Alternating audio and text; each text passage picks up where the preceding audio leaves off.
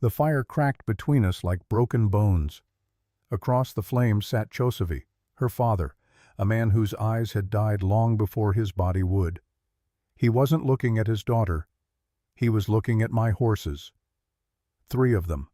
Strong, fed, worth more than his pride. The girl, Siki, stood behind him, silent as stone. I didn't need to see her face to know what the others saw. The crooked nose broken in childhood, the burn scar crawling up her neck like a snake, the way she stood with shoulders folded inward as if apologizing for taking up space. Ugly, they called her. Cursed, some whispered. But I wasn't looking at her face. I was looking at her hands. They were clenched so tight her knuckles had gone white, and I realized she wasn't afraid of me. She was afraid her father would change his mind and keep her. That's when I knew we were the same kind of broken. 3 horses, Chosavi said, spitting tobacco into the fire. And the rifle. The night wind carried smoke between us, thick and choking. I could hear the horses shifting in the darkness behind me, restless, sensing something wrong in the air.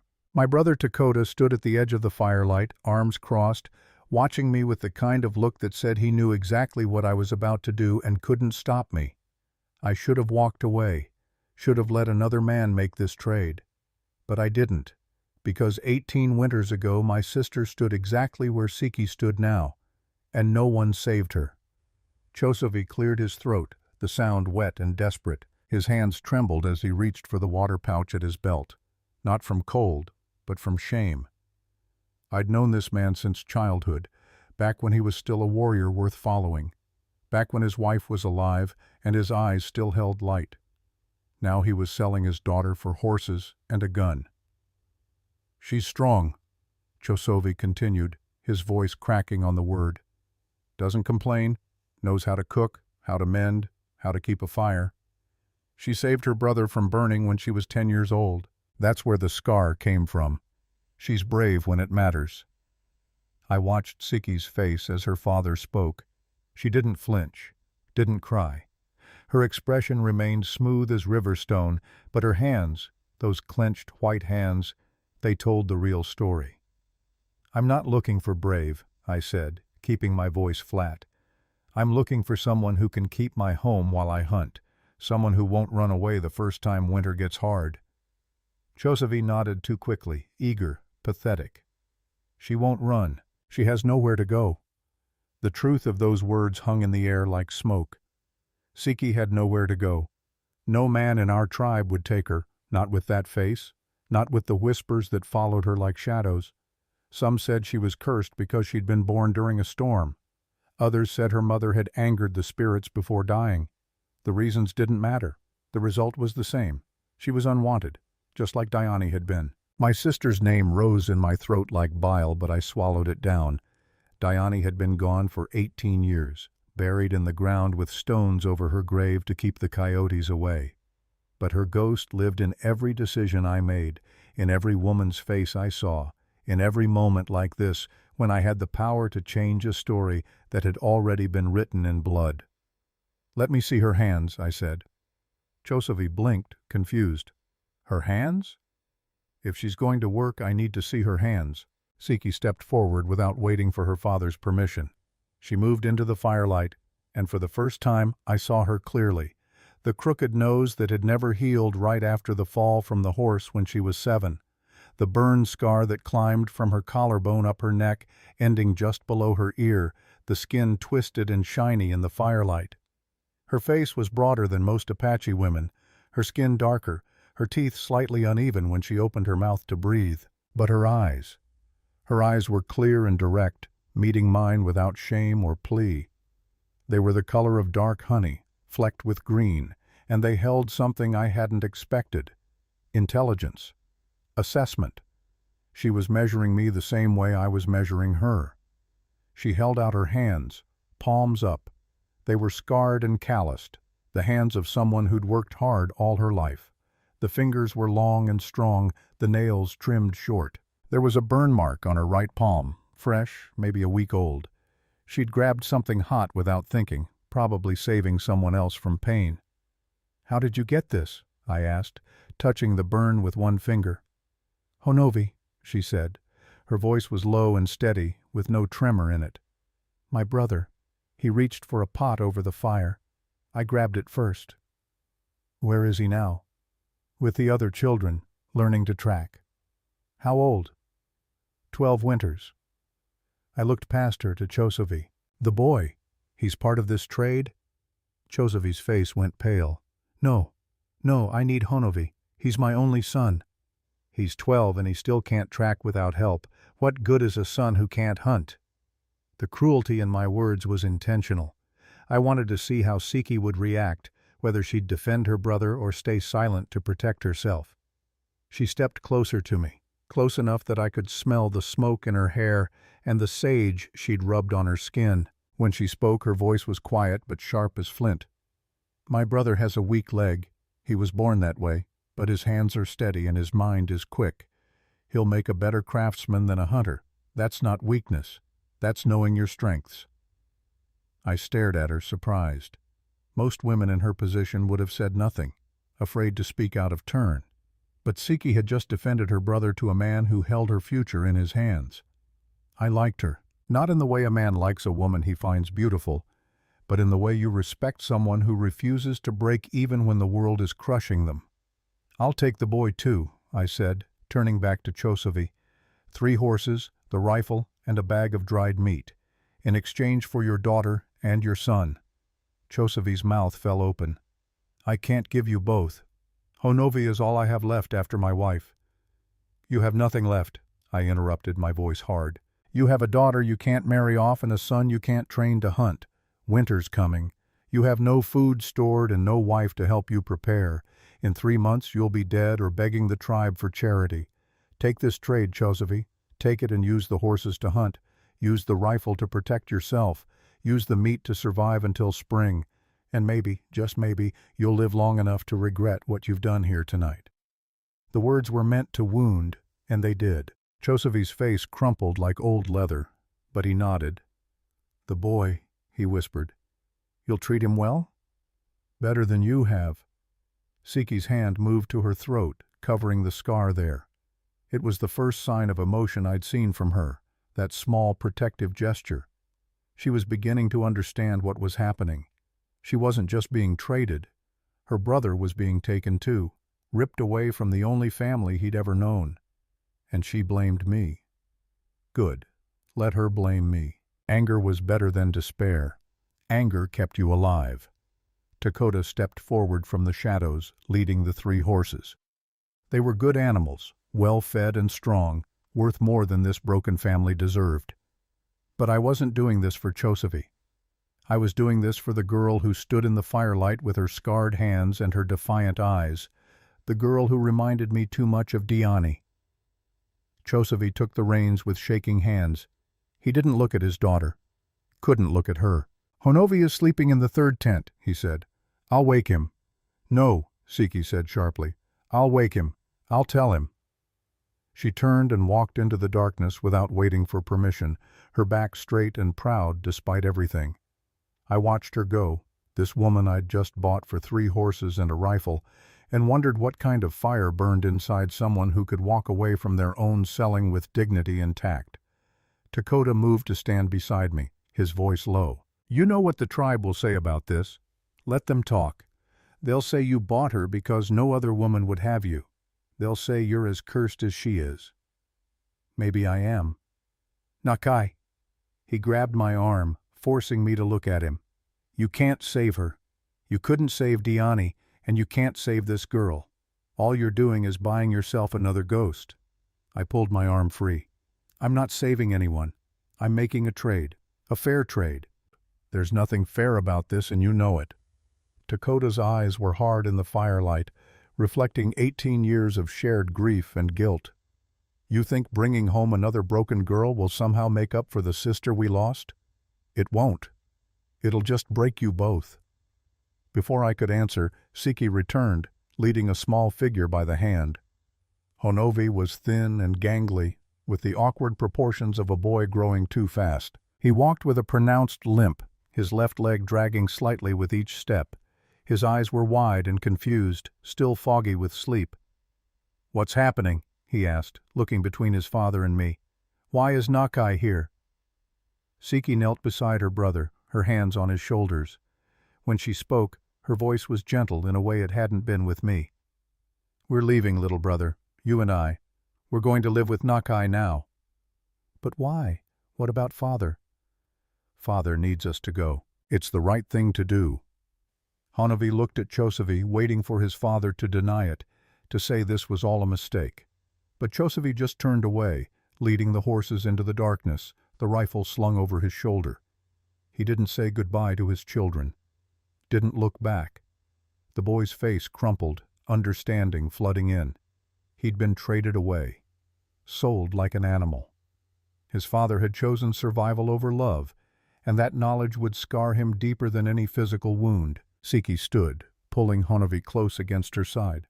"We should go," she said to me, her voice empty of emotion now, "before he changes his mind." I nodded, turning toward my own horse. But Dakota was right.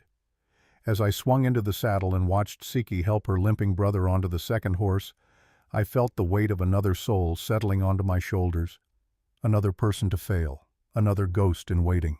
We rode in silence through the darkness, following the path back to my home on the eastern edge of the tribal lands. The moon was 3/4 full, bright enough to see by but casting everything in strange shadows. Siki rode behind me, Honovi seated in front of her, the boy's head drooping against her chest as exhaustion pulled him back toward sleep. I didn't speak, didn't know what to say. What words could possibly make this better? The land around us was winter hard, the grass brittle and brown, the trees skeletal against the sky. In another month, snow would come, and then the real struggle would begin. Food would grow scarce, the weak would die. That was the way of things, the cycle of seasons that cared nothing for human suffering. We reached the creek that marked the boundary of my land, just as the moon touched the western horizon.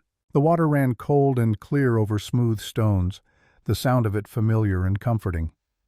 I'd built my home here 5 years ago, after Dakota had finally convinced me to stop living like a wanderer and put down roots. The house was small but well made, with thick walls to keep out the winter wind and a good roof that didn't leak. There was a separate structure for storing food and tools, and a corral for the horses. It was a lonely place, built for a man who expected to live and die alone. But now there were 2 more souls here, 2 more lives I'd taken responsibility for. I dismounted and helped Siki down. She moved stiffly, her body sore from the ride. Honovi was fully asleep now, and I had to lift him down myself, surprised by how light he was, how fragile. "There's a room inside," I said quietly, not wanting to wake the boy. "It's small, but it's warm. You and your brother can sleep there tonight." Siki looked at the house, then at me, her expression unreadable. "Where will you sleep?" "I have my own space. We're married now. Shouldn't we share?" The directness of the question caught me off guard. "We're not married," I said. "I traded for you. That's not the same thing." "Then what am I?" "You're under my protection, you and your brother both.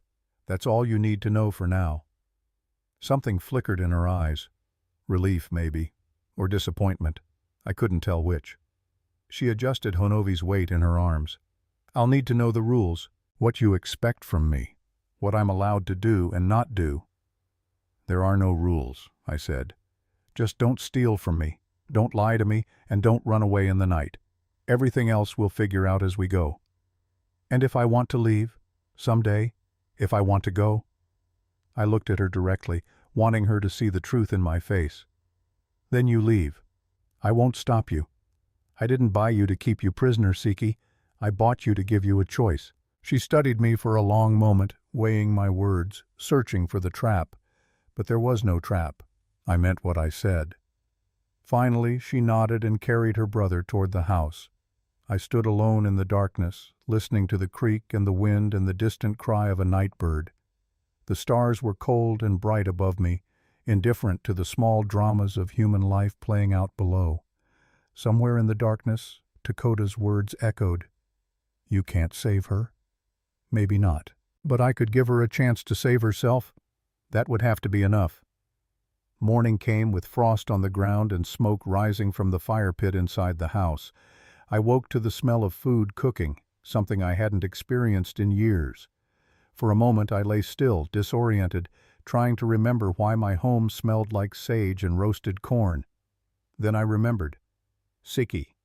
I rose and dressed quickly, stepping out into the cold morning air. The sky was pale gray, the sun not yet visible over the eastern hills. Dakota was already there, sitting on a log near the fire pit outside, warming his hands. "She's been up since before dawn," he said without looking at me. "Already has food prepared, water fetched, and she's cleaning the storage house like it personally offended her." I looked toward the storage structure and saw Siki moving inside, her silhouette visible through the open door. She worked with quick, efficient movements, organizing things that hadn't been organized in years. "The boy?" I asked. "Still sleeping. She checked on him 3 times already." I moved to the fire pit and sat across from Dakota. He handed me a piece of flatbread, still warm, with honey spread across it. The taste was better than anything I'd made for myself in months.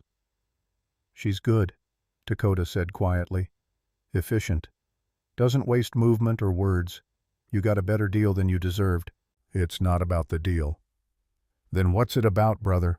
Because from where I'm sitting, it looks like you brought home a woman and her crippled brother to ease your guilt about Diani.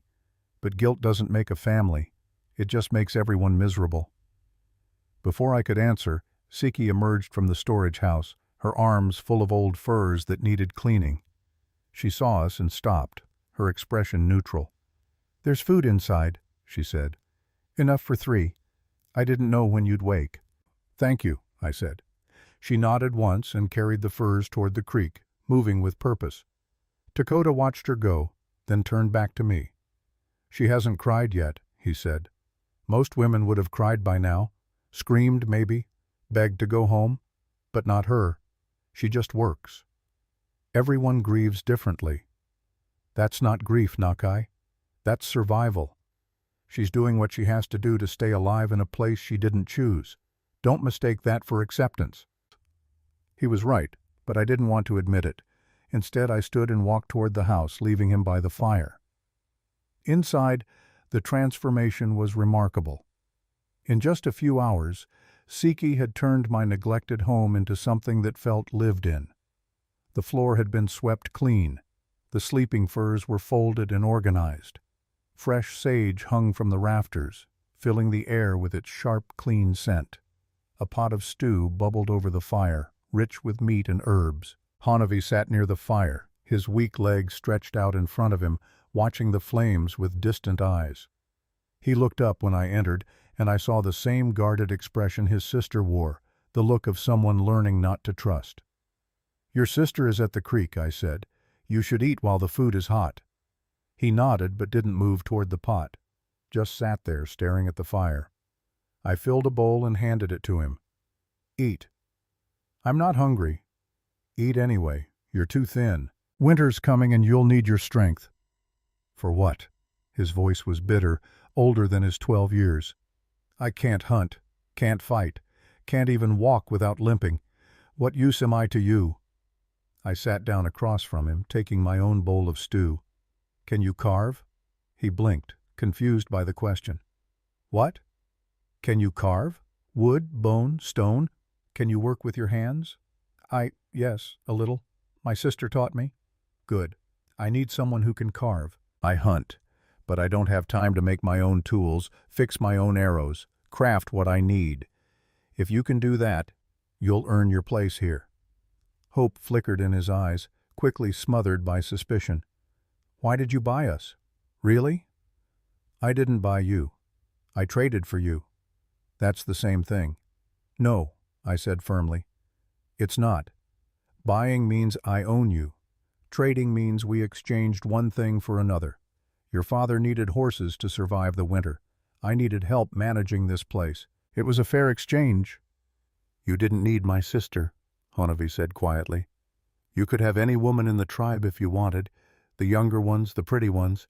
Why did you choose her?" The question hit harder than I expected, because he was right. I could have chosen differently, could have found a wife through the normal means, courting and negotiation and family approval. But I hadn't. "Your sister has strong hands," I said finally, "and she doesn't complain. That's worth more than a pretty face." "She has a pretty face," Honovi said defensively. "People just can't see it." I looked at him, this small, fierce boy defending his sister's honor, and felt something crack inside my chest. He loved her enough to argue with a man who held his future in his hands. "You're right," I said quietly. "They can't see it. But that's their failure, not hers." Honovi stared at me, trying to decide if I was mocking him. But I held his gaze, letting him see I meant it. Slowly he picked up the spoon and began to eat. The days that followed fell into a rhythm. Siki woke before dawn and worked until after dark, moving through the tasks of running a household with relentless efficiency. She cooked, cleaned, mended, organized. She fetched water, gathered firewood, tended the small garden plot that would need to be replanted in spring. She did everything without being asked, without complaint, without pause. And she never spoke to me unless I spoke to her first. Honovi was different. The boy followed me everywhere, watching how I prepared my hunting gear, how I cared for the horses, how I tracked game through the winter-hardened landscape. His legs slowed him down, but his mind was quick. He learned fast and remembered everything I taught him. In the evenings I watched Honovi carve by the firelight, his young hands steady and sure as he shaped wood into arrow shafts and bone into needles. Siki sat nearby, working on her own tasks, and I saw the way she watched her brother with a mixture of pride and pain. She'd raised him, I realized. After their mother died and their father descended into grief and drink, it had been Siki who kept Honovi alive, who taught him skills and gave him purpose. She'd been more parent than sister, and now I'd taken that away from her. 1 week passed, then 2. The first snow came, light and brief, melting by midday. Dakota visited every few days, always watching, always waiting for something to break. But nothing broke. Siki remained silent and efficient, a ghost in my home who left everything clean and organized in her wake, but never left any trace of herself. She didn't cry, didn't laugh, didn't show any emotion beyond quiet competence. It was driving me insane. On the 15th night I found her outside by the creek, standing in the darkness, staring at the water. The moon was new, the stars brilliant overhead, and she stood so still she could have been carved from stone. I approached quietly, not wanting to startle her, but she heard me anyway, turning her head slightly to acknowledge my presence without looking at me. "Can't sleep?" I asked. "I sleep fine." "Then why are you out here?" "Because inside feels like a cage." The honesty of it surprised me. It was the first real thing she'd said since arriving, the first crack in her armor. I moved to stand beside her, looking at the water. "This land is yours to walk. You don't need to stay inside if you don't want to." "It's not mine. Nothing here is mine." "What would you want? If you could have anything?" She was quiet for so long I thought she wouldn't answer. Then softly, "I'd want my mother back. But she's dead, so I'd settle for people not looking away when I walk past. I'd settle for someone seeing me as something other than a burden or a curse." Her voice was steady, matter-of-fact, as if she were discussing the weather, but the words themselves were raw and wounded. "When I was young," I said slowly, "my sister Diane had a mark on her face, a birthmark that covered half her cheek. People said she was touched by spirits, that she'd bring bad luck.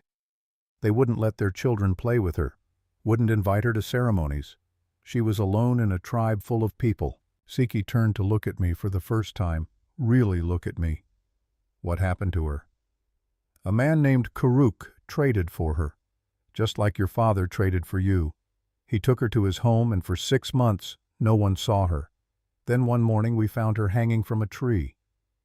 The words came out flat and dead, the way they always did when I talked about Diane. I'd said them so many times over the years that they'd lost all meaning, become just sounds in the air. But Siki understood. I could see it in her eyes, the flash of recognition and fear. "That's why you bought me," she said. "You think I'm going to kill myself." "No," I said. "I bought you because I couldn't save her. And I thought maybe, if I gave you a choice, you wouldn't need saving."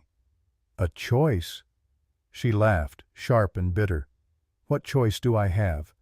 I can stay here with a man I don't know, doing work I didn't choose, or I can leave and starve in the wilderness. That's not a choice. That's just different kinds of prison." "Then what do you want me to do?" I asked, frustration bleeding into my voice. "Tell me what you want, and I'll do it." "I want you to stop treating me like I'm her." The words exploded out of her, months of silence breaking all at once. "I want you to stop looking at me and seeing your dead sister. I want you to see me, Nakai. Just me. Not a ghost, not a burden, not a project to fix. Just Siki." Her chest heaved with the force of her outburst, and in the starlight I saw tears on her cheeks, the first I'd seen since the night of the trade. And she was right. Every time I looked at her, I saw Diani, saw my sister's face instead of hers, heard my sister's silence instead of Siki's words. I'd brought her here to save her, but I'd never bothered to know her. "I'm sorry," I said, and meant it. She wiped her tears roughly, angry at herself for showing weakness. "Don't apologize. Just tell me the truth.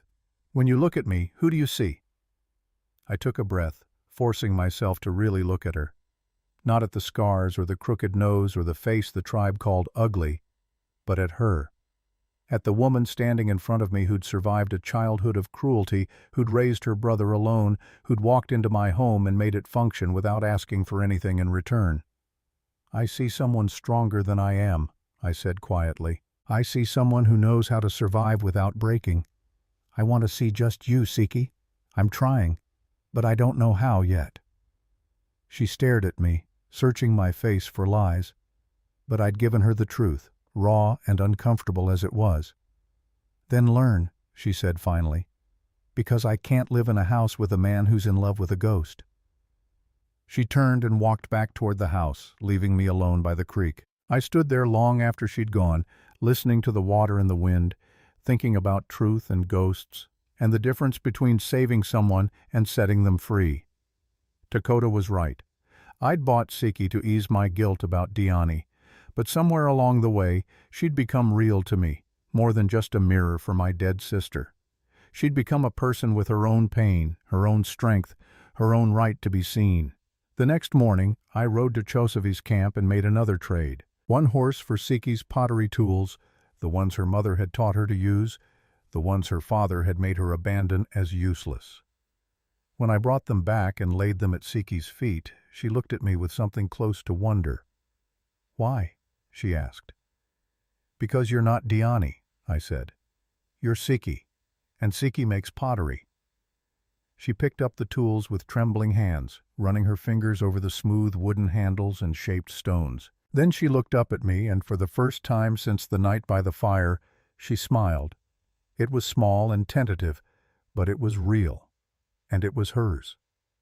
That night, as I lay in my sleeping furs, I heard sounds from Honovi's room. Not crying, but talking. Siki's voice, low and soothing, telling her brother a story. The words were too quiet to make out, but the tone was warm, full of love.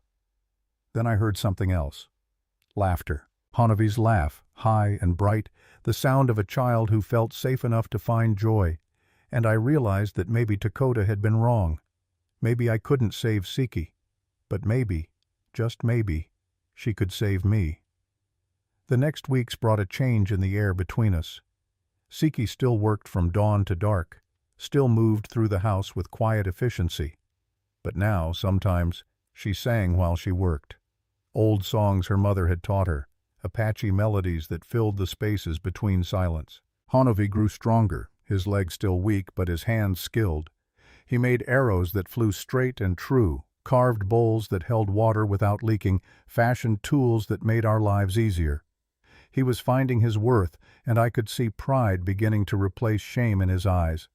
And Siki began to make pottery again. She worked in the evenings, after the day's tasks were done, her hands shaping clay into vessels and figures. Her creations were beautiful, elegant forms that seemed to hold light even in shadow. She made pots for cooking and storage, bowls for eating, small figures of animals and birds that she gave to Honovi. I watched her work and saw someone becoming whole again, piece by piece. But we still kept our distance. She slept in her room, I slept in mine. We spoke about practical things, household matters, plans for winter. We didn't talk about the night by the creek, didn't acknowledge the words that had passed between us, until the night Nalin came to visit. I'd known Nalin my whole life. She was the sister of Kuruk, the man who'd bought Diani, the man whose cruelty had driven my sister to her death. Nalin had been young when it happened, barely old enough to understand what her brother had done. But she'd lived with the guilt ever since. She appeared at my door on a cold evening, wrapped in furs, her breath misting in the frozen air. Siki answered the door and froze, recognizing the woman from tribal gatherings. "I need to speak with Nakai," Nalin said, her voice tight. I came to the door, surprised to see her. "Nalin, what brings you here?" "Can I come in?" I stepped aside, letting her enter. Siki moved away, back to her pottery work, but I could feel her listening. Nalin looked around the house, taking in the changes. Her eyes lingered on Siki, on the pottery taking shape under her hands, on the warmth and order that now filled this space. "I heard you took in Chosavi's daughter," Nalin said quietly. "People are talking. Let them talk. They say you bought her because she's ugly. They say you're both cursed. Is that what you came here to tell me?" "No." Nalin took a breath, her hands clenched tight. "I came to warn you. My brother, Kuruk, he's been drinking, talking about the old days, talking about your sister." My blood went cold. "What about her?" "He laughs about it, Nakai. He laughs about what he did to her, about how she begged him to stop, about how weak she was. He says if she'd been stronger, she would have survived." The words hit me like physical blows. All these years I'd imagined Kuruk felt some remorse, some guilt for driving Diani to her death. But he didn't. He'd never cared at all. "Why are you telling me this?" I asked, my voice dangerous. "Because he saw Siki at the last gathering, and he said she reminded him of Diani. He said maybe he should have traded for her instead of you." The threat was clear. Kuruk was circling like a predator, looking for another woman to break. I looked at Siki, who'd gone very still, her hands frozen on the clay. She was listening now, understanding that her safety was more fragile than she'd thought. "Kuruk won't touch her," I said. "Can you promise that?" Nalin asked. "Can you protect her every moment of every day? Because that's what it would take. You know what my brother is capable of." "Then why don't you stop him?" Nalin's face crumpled. "Because I tried once. I tried to save your sister. I saw the bruises, heard the screams. I went to the elders, begged them to intervene. But they said it was between husband and wife, that I had no right to interfere. And then Diani died, and I've carried that weight ever since." She turned to Siki, her eyes bright with unshed tears. "I won't let it happen again. If you need help, if you need a place to hide, if you need anything, you come to me. Do you understand?" Siki nodded slowly, her face pale. Nalin looked back at me. "Don't fail her the way we all failed Diani. Don't make me carry another woman's death." She left then, disappearing into the cold night. I stood frozen, rage and fear warring inside me. Kuruk was still alive, still dangerous, still hunting for women to destroy, and now he'd set his sights on Siki. "Is she telling the truth?" Siki's voice was quiet but steady. "About your sister?" "Yes." "And Kuruk, the man who hurt her, he's still in the tribe?" "Yes." "Why haven't you killed him?" The question was so direct, so practical that it shocked me. "Because murder would get me exiled or executed, and it wouldn't bring Diani back. But it would stop him from hurting anyone else." She was right, but the truth was more complicated than simple revenge. "After Diani died," I said slowly, "I wanted to kill Kuruk. Spent months planning it, dreaming about it. But Dakota stopped me. He said that killing Kuruk would make me just like him, would make me someone who took life because they had the power to do it. So I stayed my hand, and I've regretted it every day since." Siki set down her pottery tools and stood. She walked over to me, close enough that I could see the firelight reflected in her eyes. "I'm not Diani," she said firmly. "I won't break the way she did, but I need to know, if Karuk comes for me, will you protect me? Or will you stay your hand again and let another woman die?" The question hung in the air between us, heavy with history and consequence, and I realized in that moment that this was the real test. Not whether I could save Siki from poverty or loneliness or tribal judgment, but whether I could save her from the same monster that had killed my sister. "I'll protect you," I said, and felt the weight of that promise settle onto my shoulders like a stone. "Even if it costs me everything." Siki held my gaze for a long moment, measuring the truth in my words. Then she nodded once and returned to her pottery. But neither of us slept well that night, and in the darkness outside, I could have sworn I heard the sound of footsteps circling the house, testing the boundaries, looking for weakness. Winter was coming, and with it, the ghosts of the past. 3 months after Kuruk's death, winter deepened its grip on our land, slow and steady, carving new shapes in all of us. Winter came hard that year, blanketing the land in snow that reached past my knees. The creek froze solid except for a narrow channel in the center where the current ran too fast to catch. Game became scarce, and hunting required full days of tracking through drifts that burned my lungs with cold. But inside our home, warmth grew. Siki's pottery lined the shelves now, beautiful vessels that caught the firelight and seemed to glow from within. She'd made bowls and cups for our daily use, storage jars for food and water, small animal figures that Honovi collected like treasures. Her hands were always busy, always creating, turning shapeless clay into things of beauty and purpose. Honovi had grown taller, his shoulders broadening despite his weak leg. He could carve arrow shafts so straight they flew true every time, could fashion bone needles fine enough to sew leather without tearing it. He'd found his place in our small household, and the haunted look had faded from his eyes. And I had begun to see Siki, not as Diani's shadow, not as a woman I'd traded for out of guilt, but as herself, as the person who sang old songs while kneading bread, who laughed when Honovi told stories about the clumsy hunters in the tribe, who stood at the door each evening when I returned from hunting, her face showing relief before she could hide it. I noticed the small things now, how she preferred sage tea over pine, how she tucked her hair behind her right ear when she was concentrating, how her eyes went distant sometimes when she worked the clay, as if she could see shapes in it that no one else could perceive. I noticed that when she smiled, really smiled, the scar on her neck seemed to disappear, that her hands, scarred and calloused as they were, moved with a grace that made even simple tasks look like dancing. I noticed that I was falling in love with her. The realization came one morning as I watched her teach Honovi a new pottery technique. She sat cross-legged by the fire, her hands guiding his through the motions of centering clay on the wheel. Her voice was patient and warm, her touch gentle. Honovi looked up at her with such trust and love that something in my chest cracked open. This was what family looked like, not trade or obligation or guilt, but this quiet morning scene of a sister teaching her brother, of hands working together, of love that needed no words. And I wanted it, wanted to be part of it, not just as the provider of shelter, but as someone who belonged in this circle of warmth. But I didn't know how to bridge that gap, didn't know how to move from protector to partner, from obligation to choice. So I did what I knew how to do. I brought gifts. First, I traded 2 deer hides for better clay, the fine red kind that fired smooth and strong.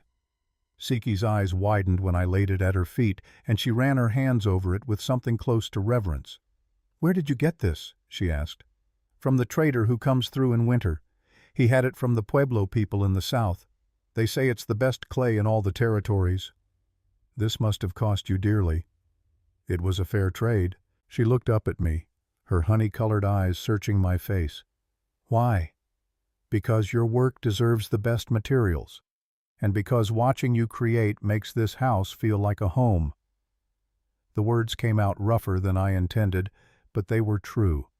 She made my house a home not through cleaning or cooking, though she did both well, but through her presence, her quiet strength, her refusal to be diminished by circumstances she hadn't chosen. Siki's throat worked as she swallowed hard. "Thank you," she said quietly. "No one has ever valued my work before." "Then they were fools." A smile ghosted across her lips, gone almost before I saw it. But it was there, and it warmed something deep in my chest. After that, I found other ways to show her she was seen. I brought smooth river stones for her to use as pottery tools. I cleared space in the storage house for her to work even when the weather was too cold outside. I asked her opinions about household decisions instead of simply making them alone. And slowly, carefully, she began to open like a flower finding sun. She started sitting closer to me in the evenings, close enough that I could smell the sage in her hair and feel the warmth of her presence. She asked me about my hunting, about the tribe, about my life before she arrived. She told me stories about her mother, about growing up with a father who loved her, but didn't know how to protect her from the world's cruelty. My mother used to say that ugliness was just beauty the world wasn't ready to see yet, Siki said one night as we sat by the fire. Honovi had already gone to sleep, and the house was quiet around us. She said I was born for a purpose, and that someday I would understand why the spirits made me this way. "Do you believe that?" I asked. She was quiet for a long moment, her fingers working a piece of clay without looking at it. I used to think she was just trying to make me feel better about being unwanted. But now sometimes when I'm working with clay, I feel like maybe she was right.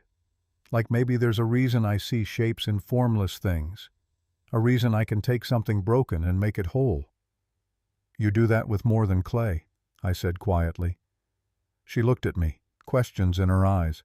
"You took this house, which was just walls and a roof, and made it into a place worth coming home to.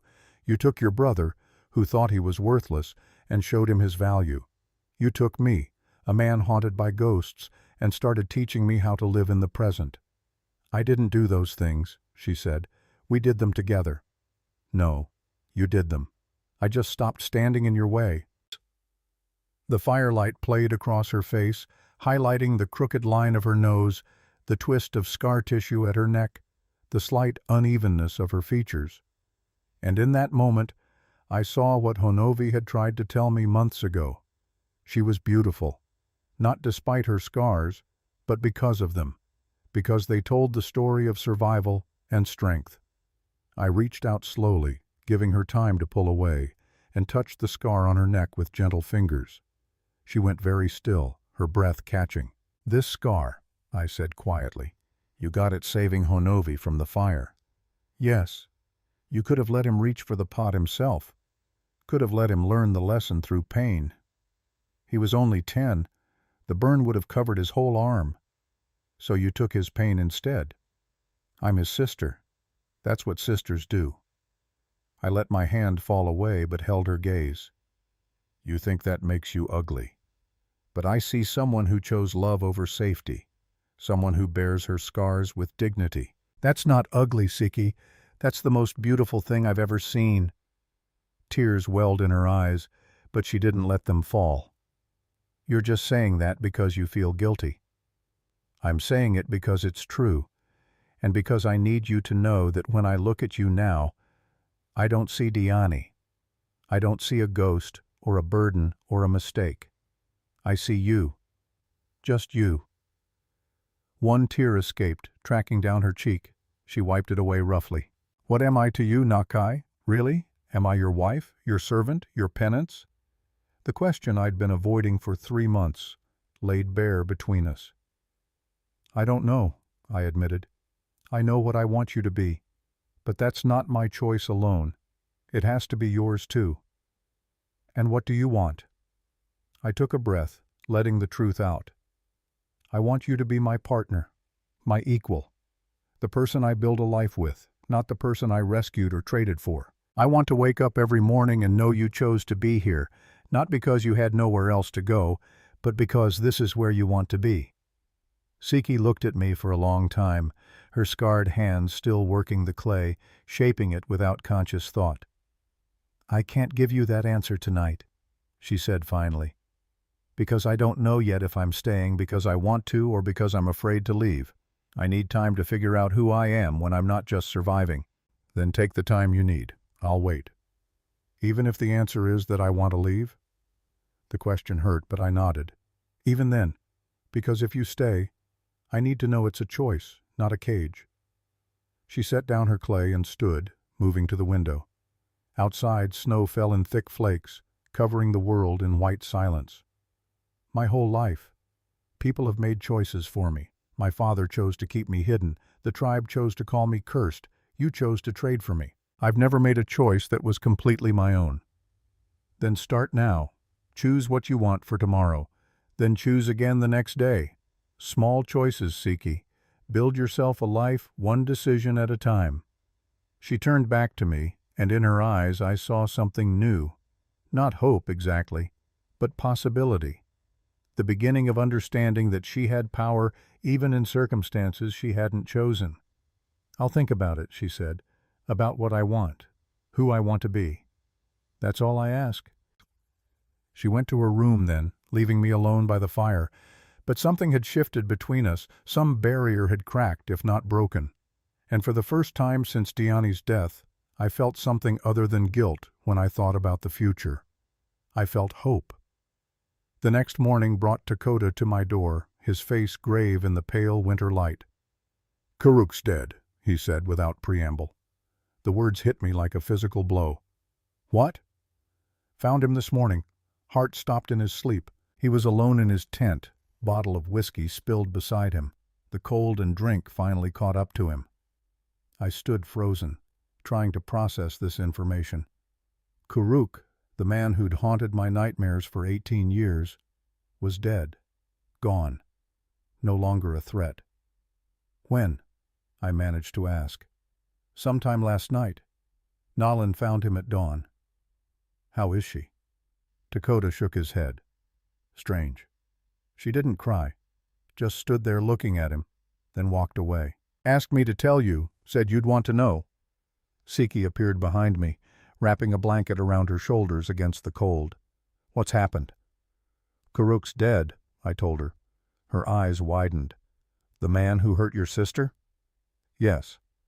I expected to feel relief. Joy, even. The monster who'd killed Diani was gone, could never hurt anyone again. But instead, I felt hollow, empty. Because Karuk had died without ever acknowledging what he'd done, without ever facing justice or showing remorse. He'd escaped. And that felt like another kind of failure. "I need to see Nolan," I said to Dakota. "Make sure she's all right." "I'll come with you," Siki said immediately. I started to protest, but she cut me off. She came here to warn us about Karuk, to protect me when she didn't have to. Now she's alone with her brother's body and probably drowning in guilt she doesn't deserve. I'm coming. There was no argument in her tone, just certainty. And I realized this was one of those choices she was talking about. Choosing to help someone else, choosing to extend kindness when it wasn't required. We rode to Nolan's home through fresh snow, our breath misting in the frozen air. The sky was gray and heavy with the promise of more storms to come. Nolan's tent stood at the edge of the tribal lands, isolated by choice. She'd never remarried after her husband died, preferring solitude to the pitying looks of the tribe. When we arrived, she was sitting outside in the snow, staring at nothing. "Nolan," I said gently, dismounting. She looked up, and I saw no tears on her face, just a terrible emptiness. "He's dead." "I know. Dakota told me." I thought I'd feel something. Relief, maybe. Or grief. But there's nothing. Just this hollow space where emotions should be. Siki moved forward, kneeling in the snow beside Nolan. "That's shock.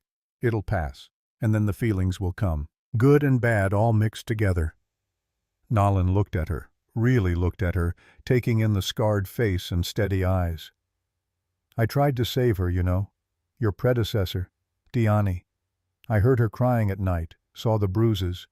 I went to the elders, begged them to help. But they said a wife belongs to her husband, that it wasn't their place to interfere." "It wasn't your fault," Siki said firmly. "You were young and the elders failed you both. Their cowardice doesn't make you guilty." "But I should have done more. should have helped her run away, should have killed my brother myself if that's what it took. And then you'd be dead or exiled, and Diani would still be gone. You can't save someone who's drowning by drowning with them." The words were harsh but true. Nalin blinked, focusing on Siki's face as if seeing her for the first time. "How did you get so wise?" she asked. "By surviving, same as you." Nalin laughed, sharp and bitter. "I've spent my whole life carrying my brother's sins. Thought if he died I'd finally be free of them. But they're still here, still weighing on me." "Then put them down," Siki said. "Not by forgetting, but by forgiving yourself for not being able to fix what was never yours to fix." "How?" Siki glanced at me, then back to Nalin. "By watching people love each other the right way. By seeing that it's possible to build something good even on ground that's been poisoned. By choosing to believe that the future doesn't have to look like the past." Nalin stared at her, something shifting in her expression. "You love him," she said, not quite a question. Siki's breath caught. She didn't answer right away, and I held myself still, not wanting to influence whatever truth she was about to speak. "I'm learning to," Siki said finally. "Learning to trust that he sees me, not a ghost. Learning that love can be a choice instead of a cage. It's slow and it's scary, but yes, I think I'm learning to love him." The words went through me like lightning. She'd never said anything like that before, never given me any indication that her feelings ran deeper than gratitude or resignation. But now, kneeling in the snow beside a woman broken by her brother's cruelty, Siki was choosing to speak truth. Choosing to be vulnerable. Choosing me. Nalin reached out and took Siki's scarred hand in hers. "Then don't let him fail you the way we all failed Diani. Don't make me carry another woman's death." "I won't," Siki said, "but not because Nakai will save me, because I'm strong enough to save myself." We stayed with Nalin through the day, helping prepare Kuruk's body for burial, sitting with her through the long silences. Other tribal members came and went, paying respects more to Nalin than to her brother. Kuruk had died alone and unmourned, and there was a lesson in that. As the sun set and we prepared to leave, Nalin pulled me aside. "I've been thinking about what I said to Siki," she began, "about watching people love each other the right way. I need that, Nakai. Need to see it's possible. So don't hide away on your land like a hermit. Come to the gatherings. Let the tribe see what real partnership looks like. Help me believe that not all men are like my brother." "I'm not sure the tribe wants to see us," I said. "We're not exactly popular." "Good. Let them be uncomfortable. Let them see that the people they cast aside are thriving while their perfect marriages crumble. That's the best revenge." I looked at Siki, who was helping Honovi onto his horse. She moved with quiet confidence now, so different from the broken girl who'd stood by her father's fire 3 months ago. "We'll come," I said, "if Siki agrees." When I told her about Nalin's request that night, Siki was quiet for a long time. Then she nodded. "We'll go," she said, "but I have a condition." "What?" "I want to bring my pottery to trade. I want people to see my work, to know that I have value beyond my face. Can you accept that?" I smiled. "That's not a condition I need to accept. That's you choosing to show the world who you are. I'm proud of you." She looked away, but not before I saw the pleasure in her eyes. "Don't be proud yet. Wait until I actually do it." But I was proud. Proud of her courage, her strength, her refusal to stay hidden. We spent the next 2 weeks preparing. Siki created new pieces, her best work yet. Bowls with intricate patterns carved into the clay. Vessels so perfectly formed they seemed to sing when the wind blew across them. Small figures of animals and birds, each one unique and beautiful. Honovi helped, learning to shape clay under his sister's patient instruction. And I hunted, gathering hides and meat to trade, building our wealth so Siki would have the materials she needed. The tribal gathering was held on the first day of the new moon, when families came together to trade goods and share news. We arrived as the sun reached its peak, our horses loaded with Siki's pottery and my furs. The reaction was immediate. People stared, whispered, Some turned away as if the sight of Siki's scarred face might bring them bad luck, but others, curious despite themselves, moved closer to examine the pottery we laid out on blankets. An elder woman picked up one of Siki's bowls, turning it over in her weathered hands. "Who made this?" "I did," Siki said, her voice steady despite the tremor I could see in her hands. "This is fine work, very fine. How much?" The simple question, delivered without judgment or pity, seemed to shock Siki into silence. I started to answer for her, but she found her voice first. "2 rabbit pelts or 1 good knife," she said. "Done." The woman pulled a knife from her belt, well made with a bone handle, and handed it over. "I'll take 3 more if you have them." And just like that, the trading began. People who'd spent years avoiding Siki now clustered around our blankets, examining her work with genuine appreciation. They didn't care about her crooked nose or her scars. They cared about the beauty she created with her scarred hands. By the time the sun began to set, we'd traded every piece. Siki's face was flushed with success and disbelief, her eyes bright with something I'd never seen before. Pride. In herself, in her work, in her worth. As we packed up to leave, a young woman approached. She couldn't have been more than 16, with a birthmark covering half her face. "Can I ask you something?" she said to Siki, her voice barely above a whisper. "Of course." "How did you do it? How did you stop caring what people think?" Siki looked at this girl who reminded her so much of herself, and I saw compassion flood her features. "I didn't stop caring," she said gently. "I just started caring about what I think more than what they think. And I learned that my hands could create beauty even if my face couldn't." The girl's eyes filled with tears. "I don't have any talents. I'm just ugly." "No." Siki's voice was firm. "You're young and you haven't discovered your gifts yet, but they're there, waiting. Find what makes your soul sing and do that. The rest will follow." The girl nodded, clutching Siki's words like a lifeline, and walked away. I moved to stand beside Siki, watching the girl disappear into the crowd. "You helped her." "I hope so. I wish someone had told me those things when I was her age." "You're telling her now. That's what matters." We rode home as darkness fell, Hanavi already asleep against Siki's back, exhausted from the day's excitement. The night was clear and cold, stars brilliant overhead. "Today was good," Siki said softly. It was. People saw my work, valued it, traded for it. They saw you, Siki. That's what today was really about. She was quiet for a moment. "I want to keep doing this, making pottery, trading it, teaching others. Not because we need the goods, but because it makes me feel like I have purpose." "Then you should," I said. "Build your life however you want it. Even if it means less time for household work?" "Honovi and I can manage. We're not helpless." She laughed, the sound warm in the cold night. "No, you're definitely not helpless." We rode in comfortable silence for a while, the horses' hooves crunching in the snow.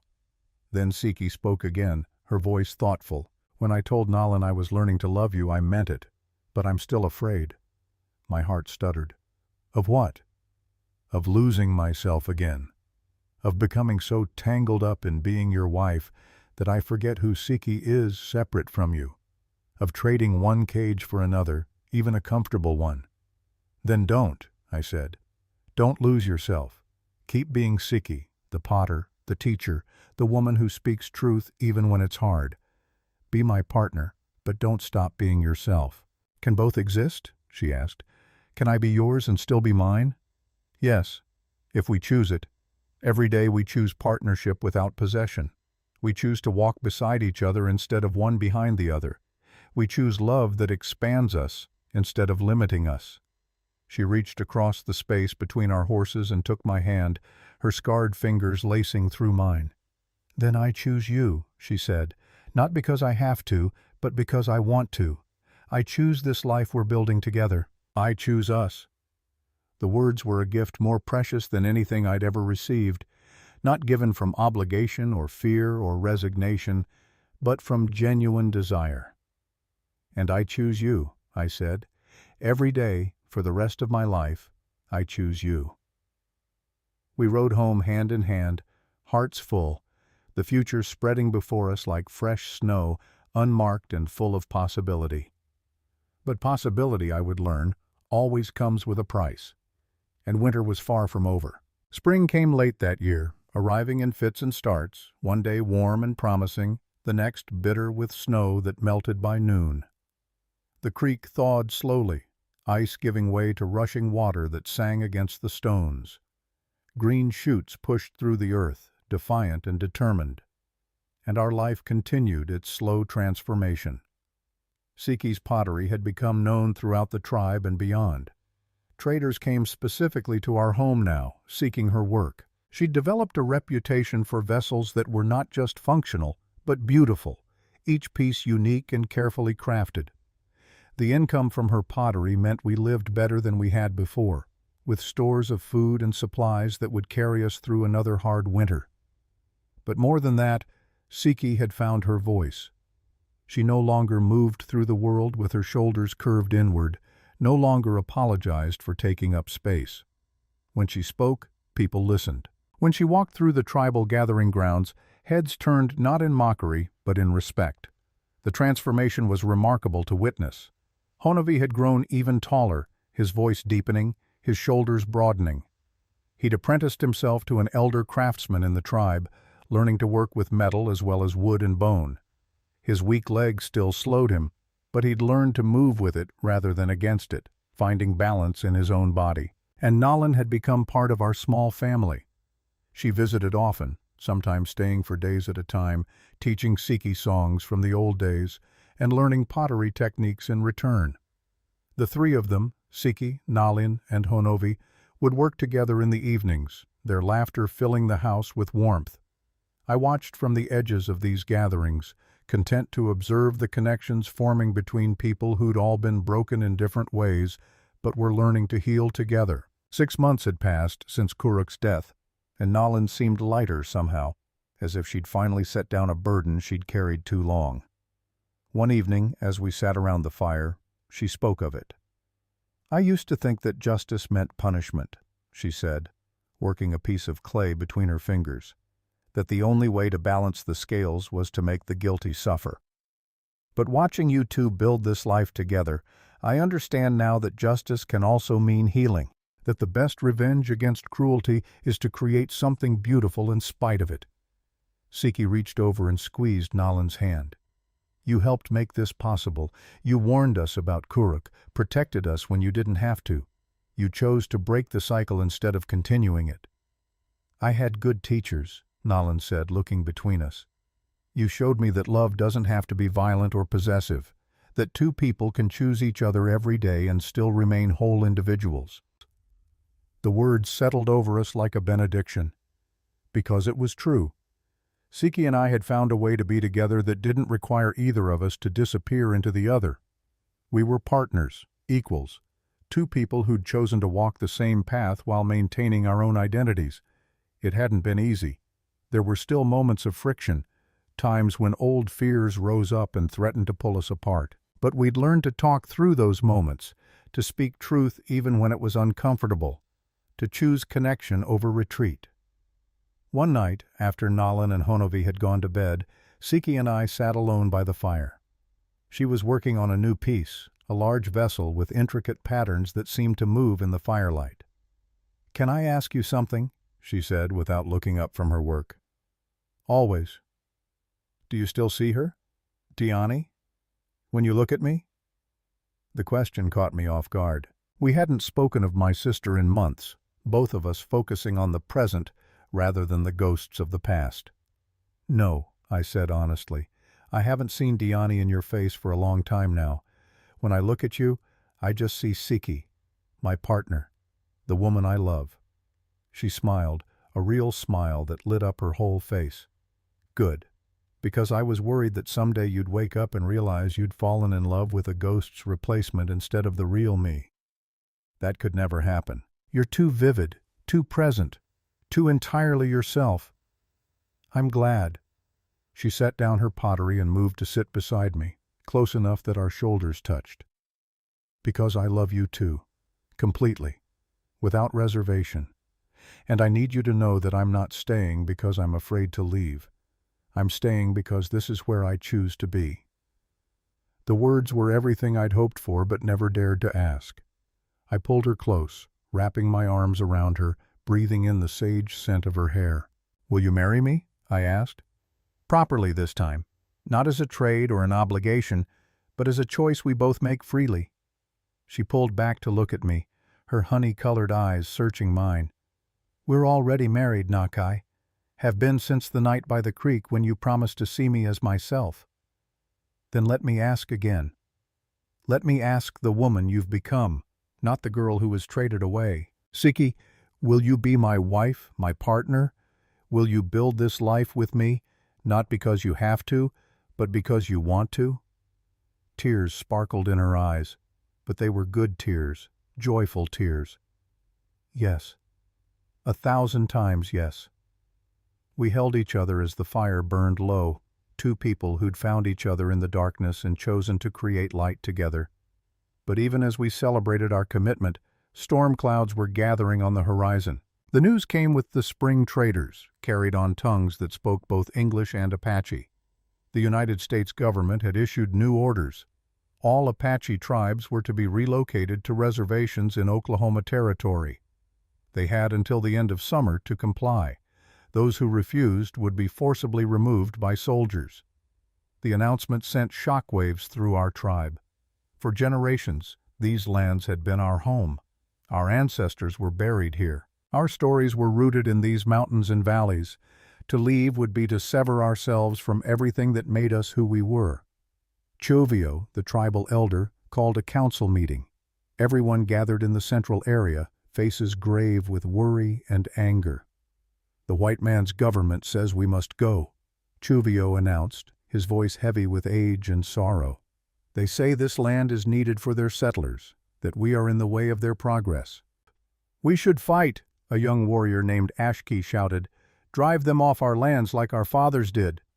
"And how many will die?" Chovio asked quietly. "How many children will be orphaned? How many women will be widowed? We are not the warriors our grandfathers were. We have farming tools now, not weapons of war. We have children who've never known battle." "So we just surrender?" another voice called out. "Let them take everything from us without resistance?" The debate raged for hours, voices rising and falling like waves. Some argued for resistance, for fighting to the last breath. Others advocated for negotiation, for trying to find a compromise with the government. And some, the pragmatists, suggested compliance, arguing that survival was more important than pride. Siki sat beside me, her hand tight in mine. I could feel the tension in her body, the fear of losing another home, of being uprooted again. When the meeting finally ended with no decision made, only an agreement to reconvene in 2 weeks, we walked home in heavy silence. "What do you want to do?" Siki asked as we prepared for bed. "I don't know," I admitted. "Part of me wants to fight, to refuse to give them another inch of land. But the practical part knows that fighting will only lead to death. What about leaving, not to their reservation but somewhere else, west maybe, to lands they haven't claimed yet?" "There are no such lands anymore, Siki. The white man's borders spread like water, filling every empty space. Eventually they'll push us all onto reservations or into graves." She was quiet for a moment, then said, "I've already been traded once, forced to leave my father's home. I don't want to be forced again. But I also don't want to watch you die in a pointless battle." I pulled her close. "Then we'll find a third option, something between surrender and suicide." "What third option is there?" "I don't know yet, but we'll figure it out together." Over the next 2 weeks, the tribe fractured into factions. The warriors, mostly young men who'd never seen real war, prepared to fight. The families with small children began quietly packing, preparing to leave for the reservation. And the elders argued endlessly about honor and survival and what it meant to be Apache in a world that no longer had room for them. Dakota came to visit, his face lined with worry. "The tribe is breaking apart," he said. "Half want to fight, half want to flee, and no one can agree on anything. "What do you want to do?" I asked. He looked at me with tired eyes. "I want to turn back time. I want to wake up and find this is all a nightmare. But since I can't have that, I want to keep my family safe. And that means leaving." "To the reservation?" "To wherever we can survive. I'm too old to die in battle, Nakai. And you're too young to throw your life away on a war we can't win." Siki stepped forward. "What about the others?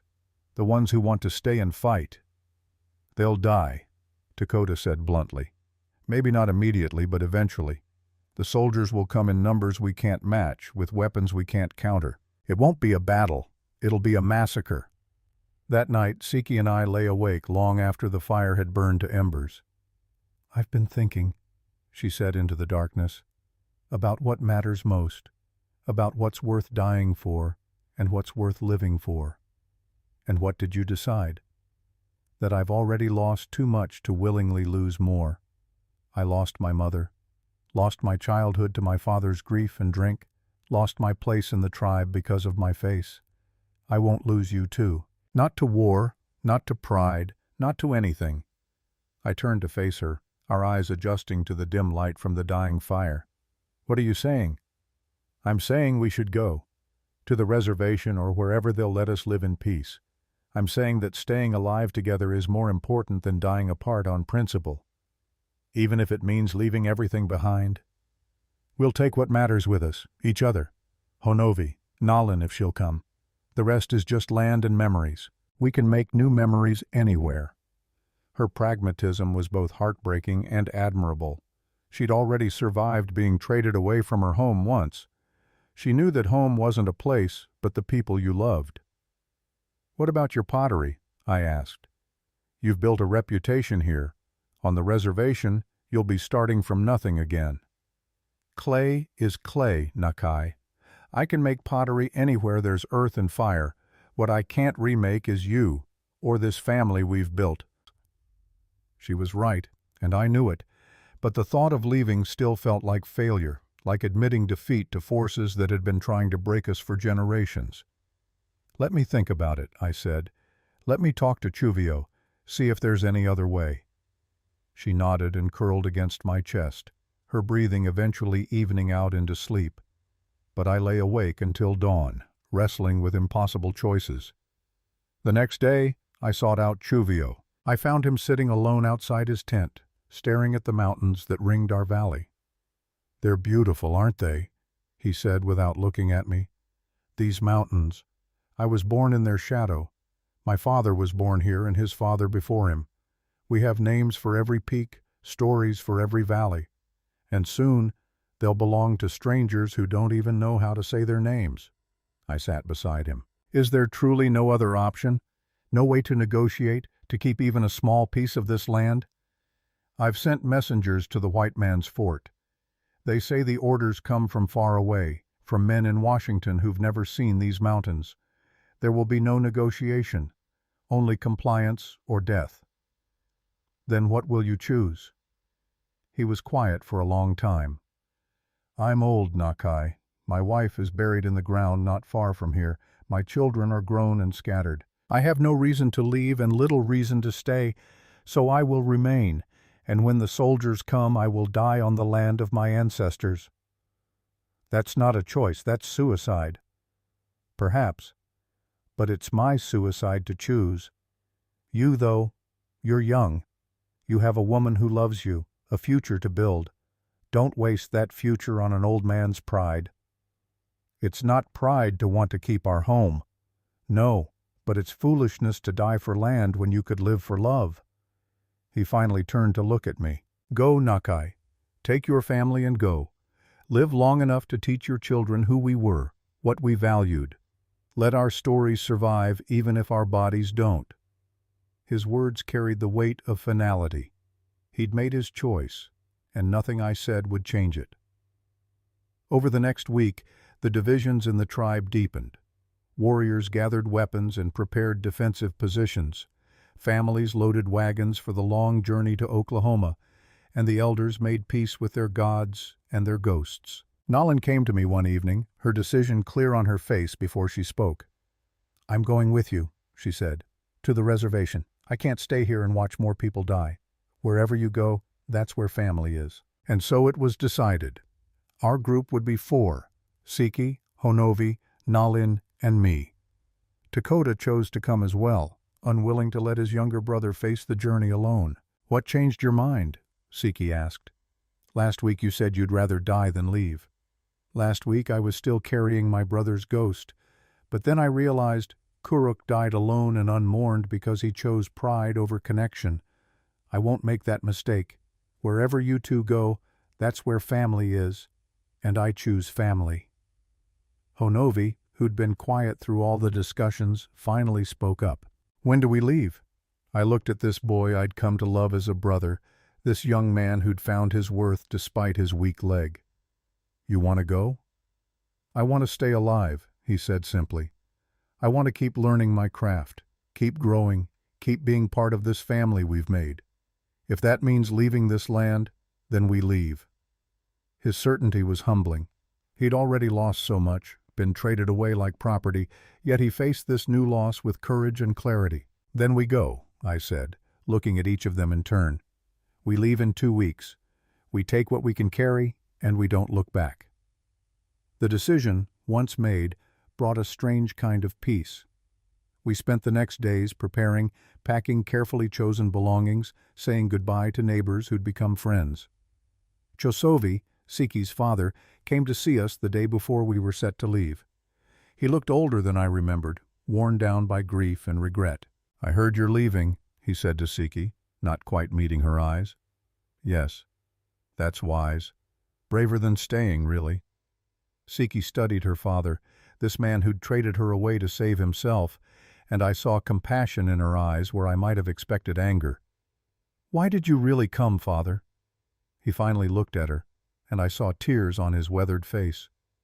"To say I'm sorry. To tell you that trading you was the worst thing I ever did, even though it led you to a better life than I could have given you. To say that I'm proud of the woman you've become, even though I had nothing to do with it." Siki stepped forward and embraced him, this broken man who'd failed her in so many ways, but who'd also given her life. "I forgive you," she said quietly. "Not because what you did was right, but because carrying anger toward you hurts me more than it hurts you. I forgive you so I can be free." Chosovi sobbed against her shoulder, the dam of years finally breaking. When he pulled away, he looked at me. "Take care of her. She deserves better than this world has given her." "I will," I promised, "every day, for the rest of my life." He nodded and walked away, shoulders bent, a man who'd found forgiveness, but would never quite forgive himself. That night, our last in the home we'd built together, we sat around the fire one final time. The walls that had sheltered us, the floor where Siki had taught Honovi to work clay, the windows that framed mountains we'd never see again. "Are you afraid?" Nalin asked. "Terrified," Siki admitted, "but also hopeful. We're leaving behind a place that never fully accepted us. Maybe where we're going, we can build something new." "Something better," Honovi added. "Or at least something ours," I said. We held hands around the fire, 4 people who'd all been broken in different ways, but who'd found healing in each other. Tomorrow would bring hardship and uncertainty. But tonight, we had this moment of peace, and that would have to be enough. The journey to Oklahoma Territory took 43 days. We never saw Chosovi again after that last embrace. Word reached us months later, carried by traders, that he'd died in the first winter after we left. He'd stayed on the land alone, and the cold had taken him. Siki wept when she heard, not for the father who'd traded her away, but for the broken man who'd finally found the courage to apologize but never found the strength to forgive himself. "At least he died on the land he loved," she said quietly.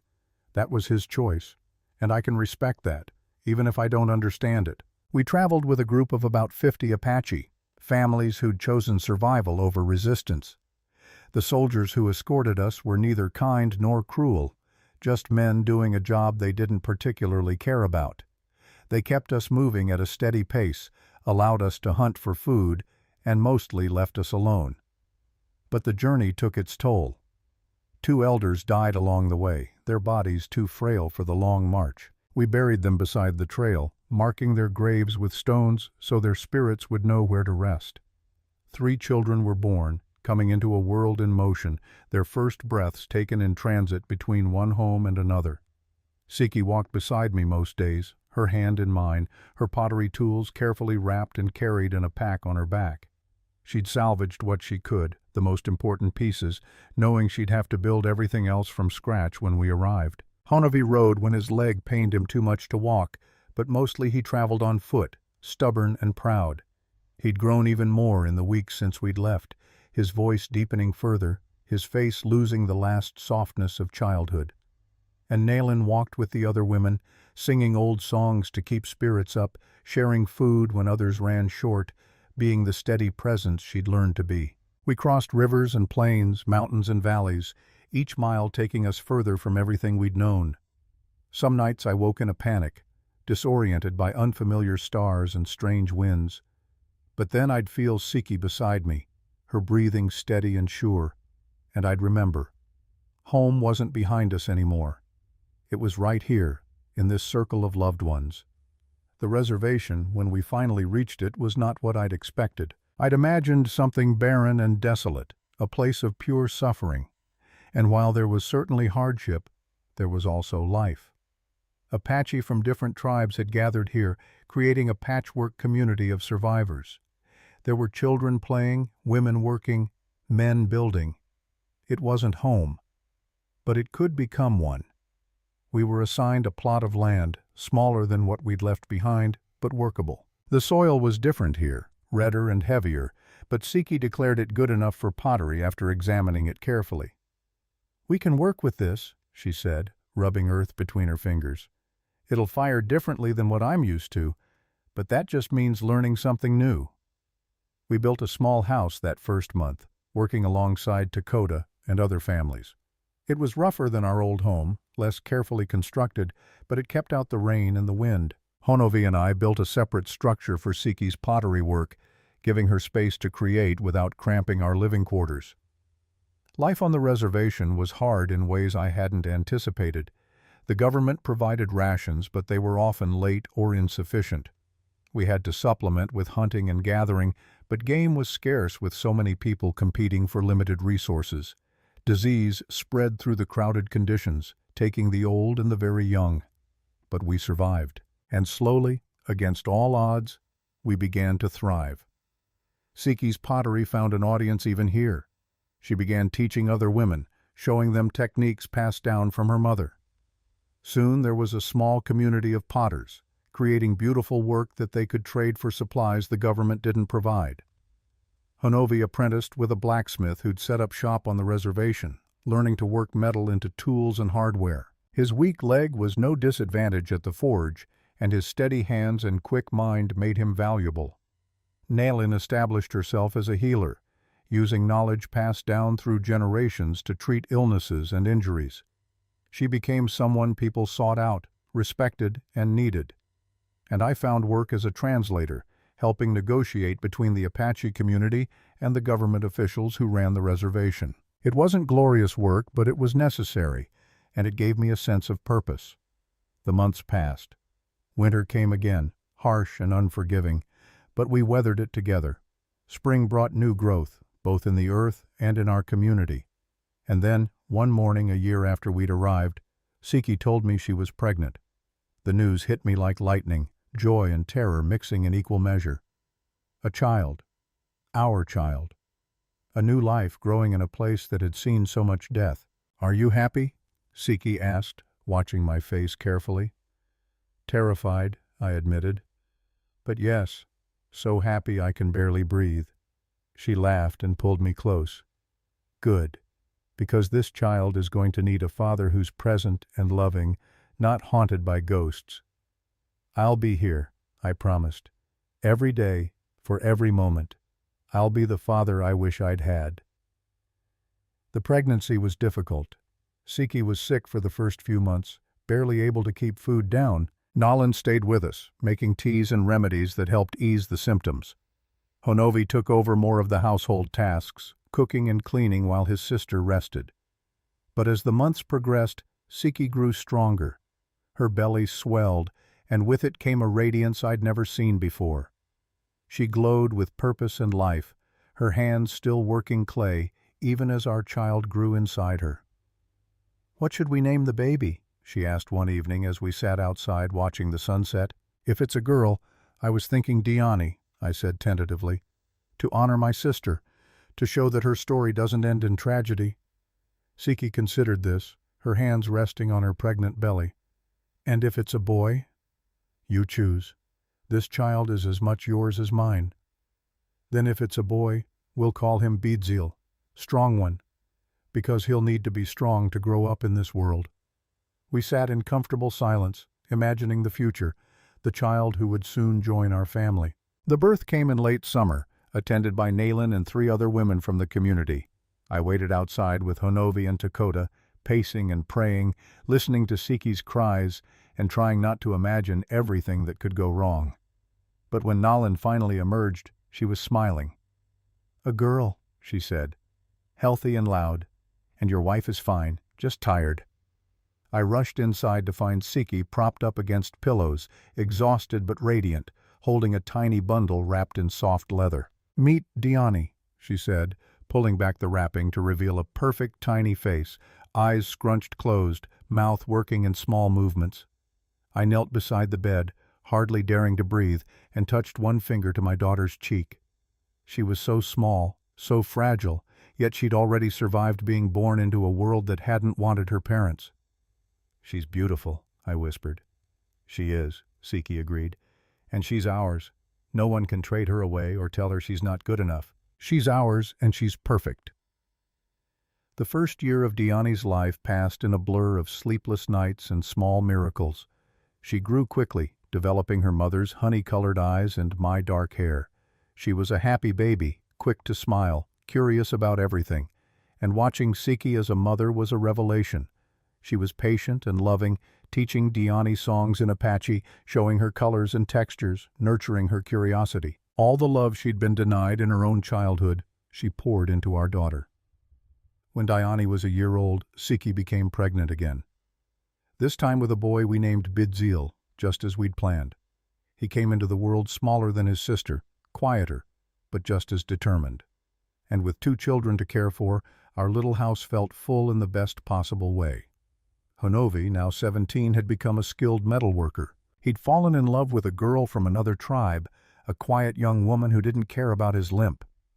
They married in a simple ceremony, and suddenly our family expanded again. Nalin continued her healing work, but she also found love, unexpectedly, with a widower who'd lost his wife to sickness. He was kind and gentle, and watching Nalin smile again, really smile, was a gift. Dakota, now in his 60s, spent his days teaching the young men traditional skills, passing down knowledge that might otherwise be lost. He was slower now, his body wearing down, but his spirit remained strong. We gathered often, our extended family, sharing meals and stories, watching the children play. And in those moments, I understood something profound. The land was gone, our old way of life, scattered like seeds on the wind.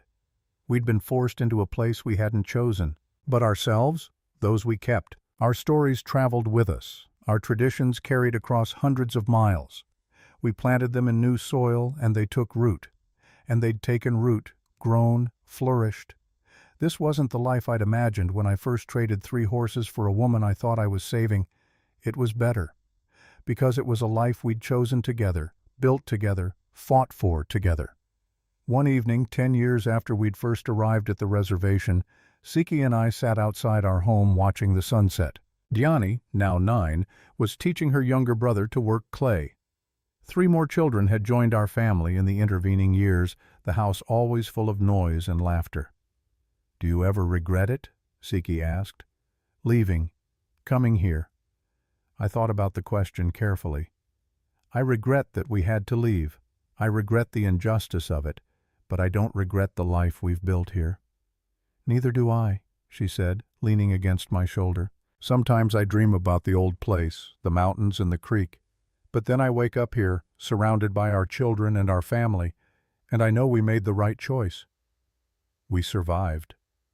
More than that, we thrived. Against all odds, despite everything trying to break us, we built something beautiful. I pulled her close, breathing in the familiar sage scent of her hair, feeling the solidity of her presence beside me. "Do you remember the night your father traded you?" I asked. "Every detail." "Did you ever imagine it would lead here, to this?" She was quiet for a moment, watching our children play in the fading light. "No. That night, all I could imagine was more pain, more rejection. I thought I was being traded from one prison to another. And now? Now I know that sometimes the worst moments of our lives are doorways to the best ones. That being unwanted by some people just means we haven't found our people yet. And that love, real love, isn't about being perfect. It's about being seen, scars and all, and chosen anyway." Across the yard, Honovi called to his own children, his voice warm and full of joy. Nalan sat with a group of women, teaching them healing techniques, her laughter carrying on the evening breeze. Dakota sat nearby, surrounded by young men eager to learn from him. This was our tribe now, not defined by blood or land, but by choice and commitment and love. "I have something for you," Siki said, reaching into her pocket. She pulled out a small clay figure, a horse perfectly formed, its lines clean and graceful. "What's this?" "A reminder. 3 horses bought me from my father, but every day since you've chosen me for free. This is to remember that the best things in life aren't bought or traded. They're freely given and freely received." I turned the small horse over in my hands, marveling at the detail, the care she'd put into creating it. "Thank you," I said, my throat tight with emotion, "for choosing me back, for building this life with me, for being exactly who you are." She kissed me softly, a kiss that held 10 years of partnership and struggle and triumph. When she pulled away, she was smiling. "Come on," she said, standing and pulling me to my feet. "Our children are about to burn dinner, and we should probably intervene." We walked hand in hand toward the house, toward the warm light spilling from the windows, toward the sound of our children's voices raised in argument and laughter. Behind us, the sun set over land that wasn't ours, had never been ours, would perhaps never feel entirely like home. But ahead of us was family, community, love, purpose. And that, I'd learned, was enough. More than enough. It was everything. Years later, when I was old and my children were grown with families of their own, Diani asked me to tell her the story of how her mother and I met. We sat on the porch of the home Siki and I had lived in for over 30 years, watching her children play in the yard. Siki sat beside me, her hair now streaked with gray, her hands still strong despite the years of work. "Tell her the truth," Siki said. "All of it." So I did. I told Diani about the night by the fire, when her grandfather traded her mother for 3 horses and a rifle. I told her about the journey home, about the long months of learning to see each other clearly. I told her about Kuruk and Nalan, about Dakota's warnings and Honovi's courage. I told her about the choice to leave our homeland, the long journey, the years of building a new life from nothing. I told her everything. When I finished, Diani was quiet for a long time. Then she said, "So grandmother was traded like property. That must have been terrible." "It was," Siki said, "one of the worst nights of my life." "But also," I added, "it was the beginning of the best part of her life, because it led her here, to this family, to you." Diani nodded slowly, processing this complex truth. "Do you think things happen for a reason?" Siki and I looked at each other, a lifetime of shared understanding in that glance. "No," Siki said. "I don't think there was a reason I was born with a crooked nose, or that my mother died, or that my father traded me away. Those things were just cruelty and circumstance. But," I continued, "I do think we can take the things that happen to us and create meaning from them. Your mother wasn't traded for a reason, but she chose to survive, chose to find purpose, chose to love. Those choices created the life we have now." "And that's what matters," Siki finished. "Not what's done to us, but what we choose to do in response." Diani smiled, stood, and kissed both of us on the cheek.